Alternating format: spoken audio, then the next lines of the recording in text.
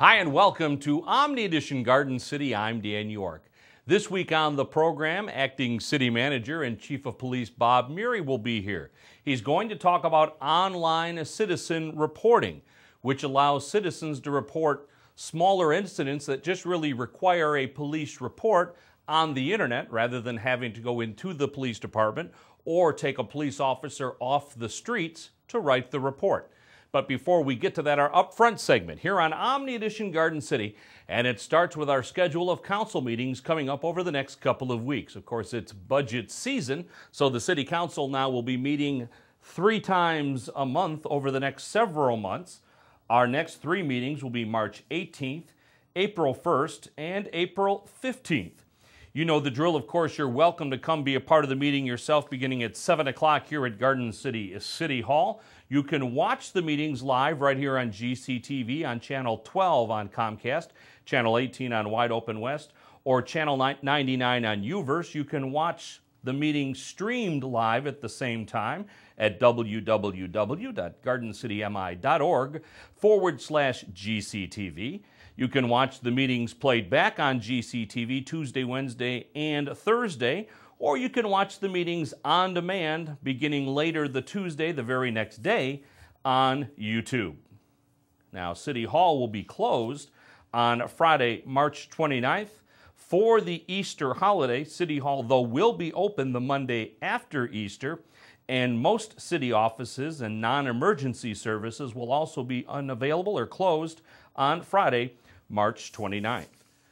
Wayne County will be holding another household hazardous waste collection event. This is the first one of 2013. It will be on Saturday, April 13th, from 8 o'clock in the morning until 2 in the afternoon at the Redford Public Services Garage, which is located at 12,200 Beach Daly Road, that is just south of I-96.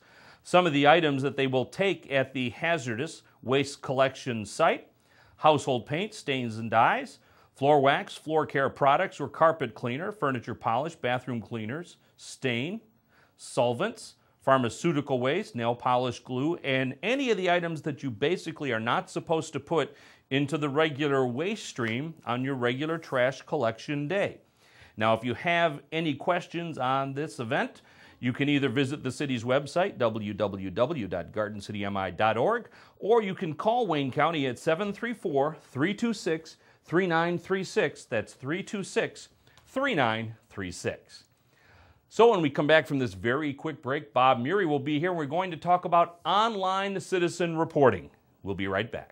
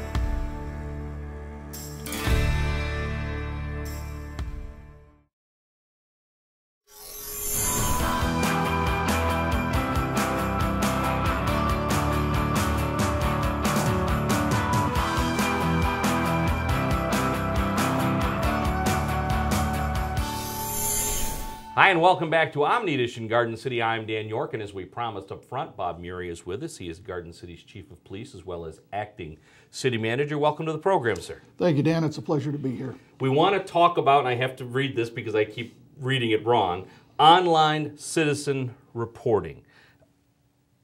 What exactly is that? I mean, it sounds pretty straightforward as to what it is. This is a solution we've been developing actually for over a year now in cooperation with our partners at Oakland County. Lieutenant Mike Tackett, who is our information technology supervisor, has been working with them. As we began to reduce officers on the street, and that was required by budget, we needed to find some alternatives to keep officers from being tied up on some of the smaller, not real police matters that were going to require an investigation or a follow-up. Some of those kinds of things are harassing phone calls where the caller doesn't know who's calling, but they're not going to find out from the phone company unless there's a report on file. It used to be you'd have to call a police officer out who would take this report, and then the phone company would share that information with the person receiving the calls. Now you can do this online through our online citizen reporting system. Other things like vandalism, where there's no suspect, car accidents on private property, no one injured. You can also report those now. If, for instance, you come out and find your car hit at Kmart, Okay. you can go online and you can report that. Lost or stolen property, and particularly lost property is important. Many people who have cell phones have insurance on that cell phone. So when they lose it, they can get it replaced. But most of the phone companies require a police report. Okay. So we come out and do a report on something that's really not going to be of any benefit to the general population of the city. And it ties up an officer for at least a half an hour to an hour. And this allows the citizen to go online and report this information. This also creates a situation where the citizen does not have to come into the police department to do that either, because that was always an option for some of these non-emergency, non-active situations, was that someone could simply go to the PD and file a report. They can still do that if they want, but now they don't have to. Correct. And I do want to make it clear, and thank you for reminding me. You can still call the Garden City Police Department to come out and take the report of the goose stolen off your porch, and we will come. But this is an alternative. That way the matter is documented for insurance purposes. We also review these. If one person in a particular area reports their window was broken out overnight, we look to see, all right, did we have a series of windows broken out in that area? So we still use these reports to examine crime patterns and for statistical purposes. And this could actually increase, amongst some people, could actually increase reporting, because I'm sure in some instances people didn't want to be bothered with calling a cop out to the house or going to the police department. So now for something like a broken out window that there is no urgency, there is no active crime scene, there is no pursuit that needs to occur at that moment, they can then, if they wake up to it, they could file this report later in the day when they get home from work online. That's absolutely right. And sometimes people won't report it because they have no intention of filing an insurance report, or they don't want to bother the police with this very minor item. Now they can do it. They can report it online. It's not a bother to us. I did want to mention that also for the citizens, that a lot of them would come into the lobby to report some of these things. And with our staffing cuts, we've lost staffing in the station. So if you come into the station, we have to call an officer off the road to handle your report. Okay. So it's really, back in the day, we would have somebody in there who was available to do that, and it wouldn't harm the road strength. My ultimate goal is keeping officers on the street. It's very important to me. It was my goal as deputy chief, as police chief, and even as acting city manager. I think it's important to have feet on the street for the citizens of this community. Now, did moving the dispatch to Wayne, did that have any impact on the staffing there at that front desk? It did. Our dispatchers in Garden City used to also be able to monitor the front desk and give the citizens some prompt attention if staffing or activity allowed it. We don't have them there anymore. We've reduced our road patrol for about 50% of the day. We reduced by 25%. It was a necessity of the budget crisis. Sure. And we're dealing with that, but it was back when that happened that we started studying this sort of differential police response. And we talked to our partners out in Oakland County. They came up with a solution. We tested it, and we rolled it out in January. And I just now I want to really encourage people to use this. It is a valuable tool. Sure. And the way you use it, you can go to the Garden City website at www.gardencitymi.org, and there will be a button on there, if I'm not mistaken. There is. Where you can submit it'll take you to where you can submit your online police report. And the online police reporting will stop you if you're trying to report something that should not be reported. Okay. For instance, if there's a suspect, if this involves a car theft, we still want to come out on car thefts. There are things we want to do when a car theft is reported. But you'll be able to go through this very simple process, and then you submit it. And within 72 hours, a command officer will review that report. If there are questions or issues, you'll be contacted. If it's a successful submission, you'll receive an email back that says, here's the call for service number, here's what you need to do if you need a copy of this report or your insurance company needs a copy of the report. And then, of course, at any time, if a citizen has a problem or a question, they can just call our command desk at 734-793-1742. Very good. Now, you mentioned 72 hours. So there are going to be those cases where it may not be an emergency, but the person may require a response quicker than 72 hours. There's an instance of where they would still need to come into the PD or call and ask for a cop to come out. Yes, we would tell them, and to be honest with you, we established this 72-hour window to allow for things like major computer failures over a weekend. Mm-hmm. The command officer reviews these reports 99% of the time before the end of his shift. Okay. So that 72 hours was just a wide window that we established in case we had some sort of technological failures on our end. Okay. You mentioned Oakland County several times. Are there other communities using this same service? There are. I know that Ann Arbor has started using this service, and I'm hard put to give you any other examples, but we studied Ann Arbor's. Is it anywhere in Oakland County, since they're the ones that helped develop it? I believe it is. But we had looked at a couple of solutions. Some departments have what they call a telephone response unit. You call in and say you want to make a report, and sometime within the next 8 hours, the officer will call back and take your report over the phone. We traditionally have not liked taking reports over the phone. Sure. We prefer to get out with the citizens, serve the citizens. Sometimes the oddest things can lead to something. You know, sometimes a stolen bike that we discover somewhere else at a crime scene. You know, the officer will have that information when he comes out, and we'll be able to kind of tie it together, and it's valuable information. So we traditionally have made a habit of trying to respond to all calls and not using the telephone. But I think the time has come. You know, this is the reality has changed. And we want to stick to those higher priority calls for service. But we will still, I just want to make this so clear, we will still come out for that stolen bike, that lost wallet. We will come out if that's what you're more comfortable with, if you're not comfortable doing it online. But for those who are adept at a computer or more comfortable with a computer, there's also a certain amount of accuracy that can be improved by you being able to put everything into words and by you being able to fill out the information, so there isn't any miscommunication between you and whoever takes the report. So this can actually work as a benefit. That's absolutely true. This is basically your written statement, and we'd love to have a written statement on every report we take, but obviously that's a little time consuming. Mm-hmm. But that's absolutely true, that you will have more of the facts that the citizen is certain of contained in that report instead of any misinterpretation.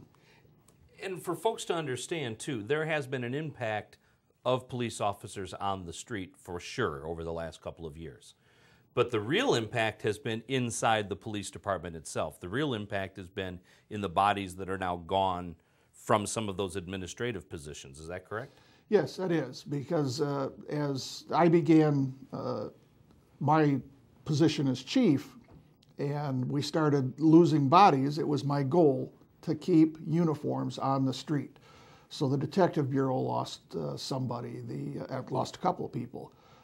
We're down, we have 2 civilian employees now. One civilian employee is my administrative assistant that I share with the fire department, and our Detective Bureau secretary is also the records clerk, so she splits her time between those 2 things. We have no dispatchers in the building, as you mentioned. We essentially, at night, have a command officer in the station, so that if a citizen runs in with a problem, there's somebody there to help them. The command officer is also there to keep an eye on prisoners and supervise prisoners. But that's where we've come to. We've had to cut back on any special units like the traffic unit. We were in the Metro Street Enforcement team. We had to get out of that. We used to participate with Western Wayne Narcotics. We had to pull out of that. All of that in an effort to keep uniforms on the street to be able to respond to citizens when they need it. And you have been fairly successful at doing that as far as keeping uniforms on the street. Of course, I would always love more people, but again, we have to acknowledge the new reality, and I'm happy with what we're doing, and I'm very pleased with the unions who had stepped up and agreed to work with us on some 12-hour shifts, which relieve part of the burden. And when we do have overtime situations come up, the officers are always there to fill in those positions. And this has been kind of a soft rollout of this program. You mentioned that it rolled out in January, but again, it's kind of a soft release to make sure the bugs are worked out and make sure that the problems are eliminated. How has the usage been with the limited release of information so far? When I checked yesterday, we had taken 3 online reports since February 1st. Okay, so it's just slow rollout is being kind. So again, folks just have to simply go to the city website, www.gardencitymi.org. There will be either a news item right on the front there or a button that will take you directly to that. And then after that, you're off of the city's website and onto the server that supports the system. Yes, this is the Oakland County server. It's the Clemis Information Network, which is the secure information network that we use for our police records. I'd like to encourage everybody to go sign up for nixle.com. This is a system we use for community advisories, alerts in the event of an emergency. Community events will go on there.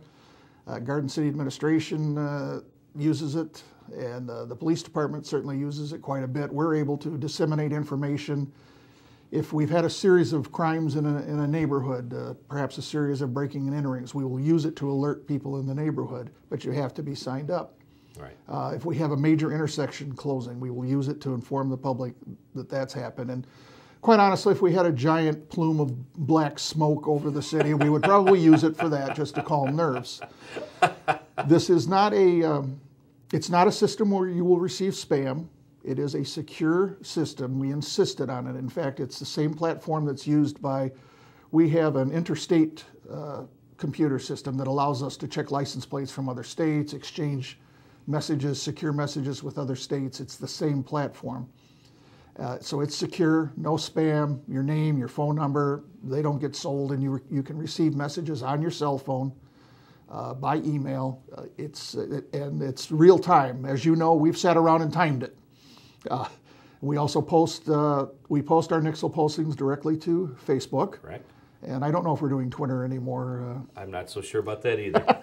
But I want to encourage people to go to Nixle, that's NIXLE.com, look around, and please sign up. It's very valuable. And there are different layers that you can select, by the way, in that, because Bob mentioned that there is an administrative component to that too. You can set yourself up so that you only receive notices from the police department, and those would be the most serious. But you can also structure it so that you can receive other notices from, for example, city administration, which might be more event-oriented, to let you know about an event coming up, a DDA event, or some sort of community activity coming up. You can sign up to receive those too, but you don't have to receive those. You can also set it up, by the way, so that it will not go off at certain times of the night.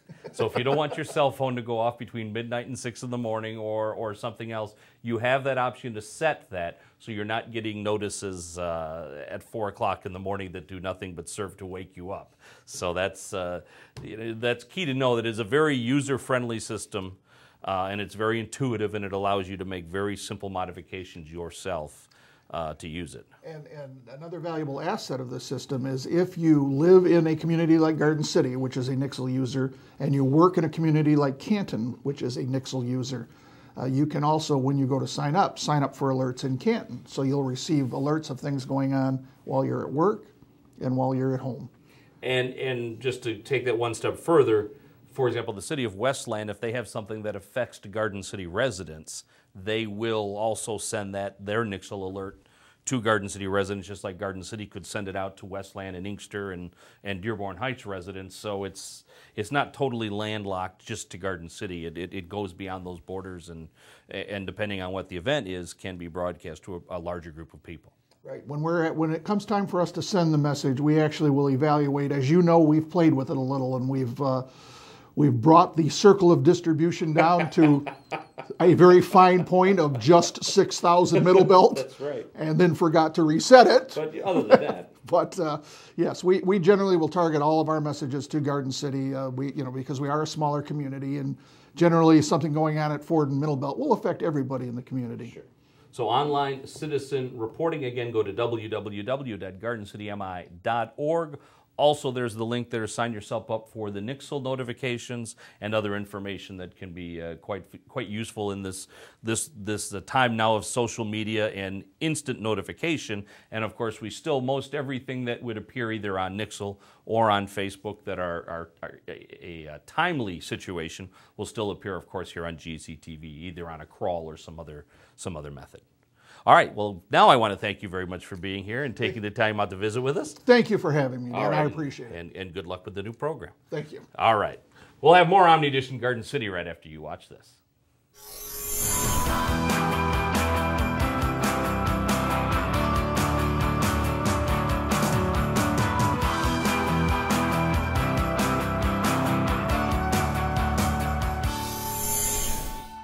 This financial advisor is being accused of committing one of the largest investment frauds in the history of the United States. I guess we're not going to Aspen. That's fine. You see, I like tennis balls. He likes insider trading. So he's going to jail and I'm going to a shelter. And no, they're not the same thing. Shelters are for good pets that want to be adopted. Jails are for criminals. I've done nothing. Uh-oh. Ooh, okay, I stole a cheeseburger once. I'm a dog.